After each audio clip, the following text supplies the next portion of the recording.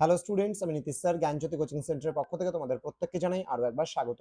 তো স্টুডেন্টস, আজকে আমি তোমাদের সঙ্গে আলোচনা করব এনইপি 4 ইয়ার আন্ডার গ্র্যাজুয়েট প্রোগ্রামের অধীনস্থ যে সমস্ত ছাত্রছাত্রীরা যারা নর্থ বেঙ্গল ইউনিভার্সিটি আন্ডার বিভিন্ন কলেজগুলোতে 6 সেমিস্টারে পড়াশোনা করছো তাদের জন্য আজকে মেজর বেঙ্গলি পেপার নাম্বার 16 থেকে লাস্ট মিনিট সাজেশন 2026 নিয়ে আলোচনা করা পার্ট 3 ভিডিও আজকে, যেখানে আমি 2 মার্কসের এবং 3 মার্কসের প্রশ্নগুলো একসাথে আলোচনা করব।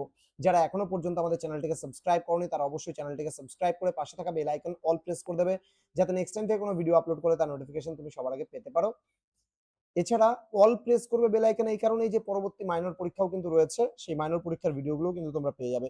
চলো শুরু করছি আজকের ক্লাসটা প্রশ্নমান 3-এর প্রশ্নগুলো, এবং তার আগে তোমাদের বলে রাখি আমাদের অফিসিয়াল নাম্বার 6295916282 নাম্বার এবং 7076398606 নাম্বারে তোমরা চাইলে সরাসরি আমাদের সঙ্গে যোগাযোগ করতে পারো। চলো শুরু করা যাক আজকের ক্লাসটা। প্রশ্নমান 3-এর জন্য বা 2-এর জন্য যে প্রশ্নগুলো পড়বা, হযবরলতে কাদের মধ্যে কি নিয়ে মামলা হয়েছিল। নেক্সট, চাঁদের পাহাড় উপন্যাসের শেষে শঙ্কর কোন দেশের কোন শহরে গিয়ে পৌঁছে সেখানে সে কিভাবে ধনী হয়ে উঠেছিল। সত্যজিৎ রায়, সুনীল গঙ্গোপাধ্যায় এবং শীর্ষেন্দু মুখোপাধ্যায়ের দুটি করে কল্পবিজ্ঞানের গল্পের নাম উল্লেখ করো। হযবরলতে হিজি বীজ বীজ এর পরিচয় দাও। নেক্সট প্রশ্ন, 3জন বাংলা নারী গোয়েন্দা চরিত্রের নাম লেখো। প্রথম বাংলা কল্পবিজ্ঞান কাহিনীর নাম কি? লেখককে গল্পটি কেন লেখা হয়েছিল? চাঁদের পাহাড় রচনাটি কবে প্রকাশিত হয়? এর ঘটনাকাল কবে? শঙ্কর কতদূর পড়াশোনা করেছিল? চাঁদের পাহাড় গল্পের কেন্দ্রীয় চরিত্রের নাম কি? অন্যান্য দুটি চরিত্রের নাম উল্লেখ করো।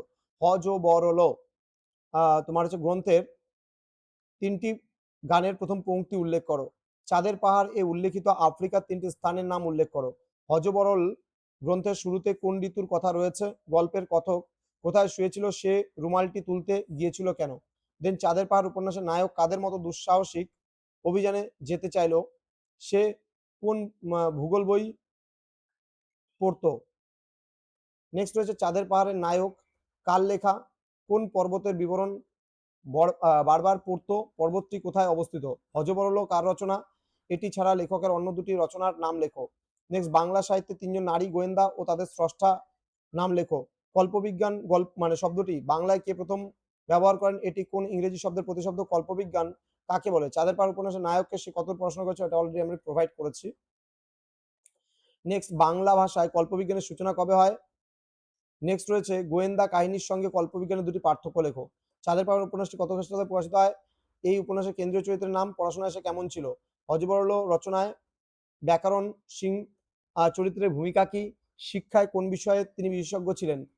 নেক্সট, গোয়েন্দা কাহিনী বলতে কি বোঝো? দুটি বাংলা গোয়েন্দা কাহিনীর নাম লেখো। গুপির বাবার নাম কি ছিল? গুপি কেন গ্রাম ছেড়ে বনে গিয়েছিল? গুপি ও বাঘা যে জুতার বর পেয়েছিল তার বিশেষত্ব কি ছিল? নেক্সট, শুন্ডি ও হাল্লা রাজ্যের রাজার মধ্যে সম্পর্ক কি ছিল? নেক্সট, গুপি ও বাঘা শেষ পর্যন্ত কোন দুটি রাজকন্যাকে বিবাহ করেছিল? গুপি ও বাঘা বাইন, গুপি গাইন বাঘা বাইন গল্পটি প্রথম কোন পত্রিকায় প্রকাশিত হয়েছিল? বাঘা কোথায় বাস করতো? সে কি বাজাতো? দেন, ভূতের রাজা কখন গুপি ও বাঘার সামনে আবির্ভূত হয়েছিল? রানু কেন মাস্টারমশাইয়ের কাছে পড়তে চাইলো না? নেক্সট রয়েছে কে ক এ কাকা খ এ খাকি রানুর এই অদ্ভুত পড়ার ধরনটি কেন উল্লেখযোগ্য? গল্পের শুরুতে রানুর যে রূপের বর্ণনা হয়েছে তা সংক্ষেপে লেখো। রানু প্রথম ভাগ বইটি নিয়ে রানুর অনীহা সত্ত্বেও কেন সে লেখকের কাছে পড়তে এসেছিল? রানুর মা কেন লেখকের কাছে রানুকে পড়ানোর জন্য অনুরোধ করেছিলেন? রানু তার প্রথম ভাগ বইটির কি দশা করেছিল? রানুর শেষে গল্পের শেষে রানুর যে কান্নার দৃশ্য পাওয়া যায় তার কারণ কি ছিল? নেক্সট রয়েছে মাস্টারমশাই আপনি কাল আসবেন তো? এই উক্তির মাধ্যমে রানুর কোন মানসিকতা প্রকাশ পায়?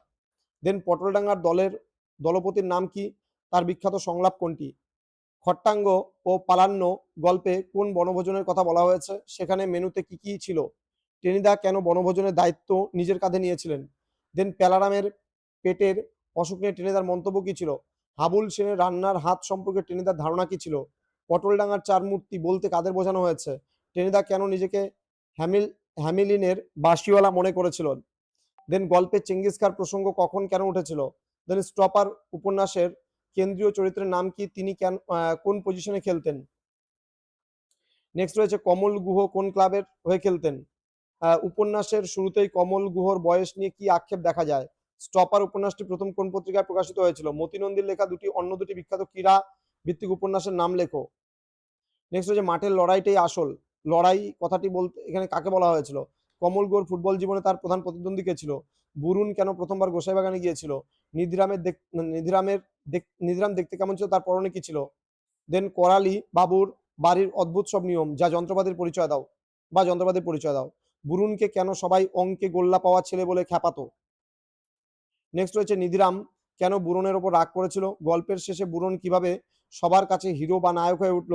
নিধিরামের দেওয়া মন্ত্র বা উপদেশ বুরনকে কিভাবে আত্মবিশ্বাসী করেছিল? দেন গোসাই বাগান সম্পর্কে মানুষের মনে কি ধরনের ভয় বা কুসংস্কার ছিল? তো এই ছিল তোমাদের প্রশ্নগুলো। এই কটা প্রশ্ন কিন্তু তোমাদের পড়তেই হবে। যদি এগুলো না পড়ো তাহলে কিন্তু পরীক্ষায় মুশকিল হয়ে যাবে। এবার ধরো এখানে দুইয়ের এবং তিনের মিলিয়ে কিন্তু এখানে 55টা প্রশ্ন দেওয়া হয়েছে, তার মধ্যে মাঝখানে একটু গন্ডগোল হয়ে হতে তাহলে 60টার মতো প্রশ্ন আছে। তাহলে 30টা দুইয়ের, 30টা হচ্ছে তোমার তিনের প্রশ্ন মিলিয়ে কিন্তু এতগুলো প্রশ্ন দেওয়া হয়েছে। সুতরাং এই প্রশ্নগুলো ধারাবাহিকভাবে পড়ে যাও, 100% কমন পাবে, নিশ্চিন্তে থাকো। দেখা হবে তোমাদের সঙ্গে খুব তাড়াতাড়ি আরো একটা নতুন ক্লাস নিয়ে। তোমরা প্রত্যেকেই ভালো থেকো, সুস্থ থেকো। Thank you so much, thanks for watching after all, thank you.